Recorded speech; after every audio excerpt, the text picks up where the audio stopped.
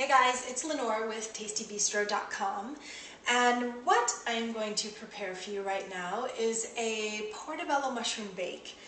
Pretty easy, pretty delicious. I don't remember how I came up with it, but mushrooms are a huge staple here in our house.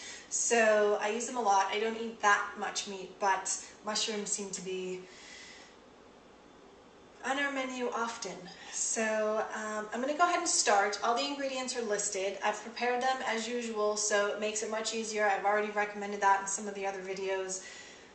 Makes cooking a lot more enjoyable when you have everything ready to go.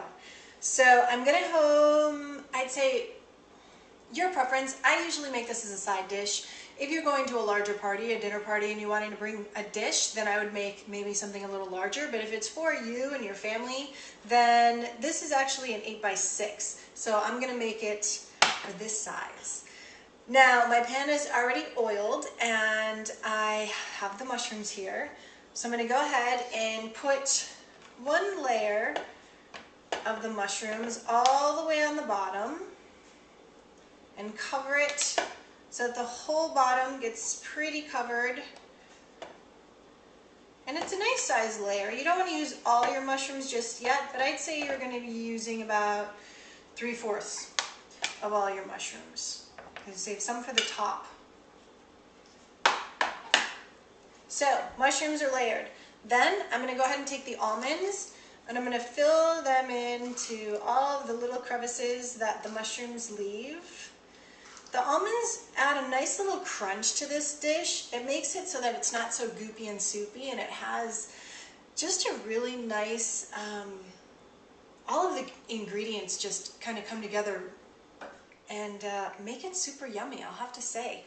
So now we have the almonds, shallots. Go ahead and layer those. Again, kind of hit the crevices. Pack all of the ingredients into every last hole that you can possibly find and make sure it's spread evenly throughout. Then once you have that, you're going to take the cream cheese, and believe it or not, cream cheese is pretty easy to work with. You want to kind of flatten it. You don't want any one bite to have a huge goop of cream cheese. And once you flatten it, it actually works really nice in this dish. It adds a creaminess that is to die for. So I used, I believe, about 6 ounces of cream cheese for this particular size. And it spreads pretty nice. And don't worry about any spot that doesn't have cheese, because once you're done with this cheese, then of course you move on to another cheese. I'm a big cheese fan. In case you haven't noticed, any dish with cheese is a good dish. So, all right, cream cheese is layered, thinned out, pressed down, and you can even take a spoon and kind of smooth it out a little bit more if you want, just to make it a little more evenly spread. Yummy. Now you're going to take the jack cheese, and this also adds a nice little additional flavor to it. You can use a different kind of cheese. I like jack because it has just a little bit more depth to it. It's got that delicious kick that adds a lot to your meal without you having to do a whole lot. And it comes together really, really nice with everything else. So there's that. Then garlic powder, and this is one of the product highlights, the Trader Joe's garlic powder. Huge fan. It has just a nice balance of garlic powder. It's not too garlicky, it's not too, just that flavor that garlic powder can sometimes have where you just know that it's garlic powder. So they sell it for, I think it's $1.99. Real amazing for spices.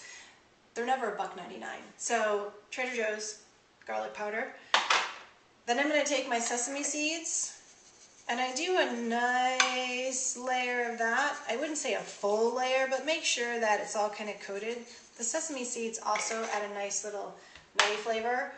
Balsamic glaze. You can use regular balsamic. I'm a big fan of the glaze, which is just basically balsamic reduction. It's a little sweeter and creamy goodness. Have that. Then I'm going to add a little bit of olive oil here. And I just kind of take that and drizzle. You don't want your dish to be too oily because that just looks like a dish of oil and not very appetizing. So you don't want it to look like that. Then after that, let's go ahead and do a few more mushrooms. And this is where you'll use the remaining mushrooms and just kind of put another light layer to kind of get it covered. And believe it or not, when you bake it, the mushrooms kind of reduce down. So you want to overpack this dish a little bit, just because if you don't, when it comes out, it'll look like a dish where half of it is missing. So use the rest of the mushrooms. After that, we're going to use the herbs, and this is also another product feature. This is basically an herb keeper. You're so much more likely going to use fresh herbs, or herbs in general. Fresh, I prefer. When you have them already mixed or pre-sliced and cut in a little container, and it's already measured so you can see how much you need, but it's fantastic. That way I can use this for everything, for sandwiches, for dips, for dishes, and I don't have to go through the effort of cutting herbs every single time. Big fan. After that, I always garnish with some type of cheese. The shaved Parmesan is one of my truly favorites. So I'm going to go ahead and top that. Make sure the mushrooms are pretty covered. And wow. Voila! Now you're just going to go ahead and bake this for, all depending on your oven, I would say at 350 for about 20 to 30 minutes. Check.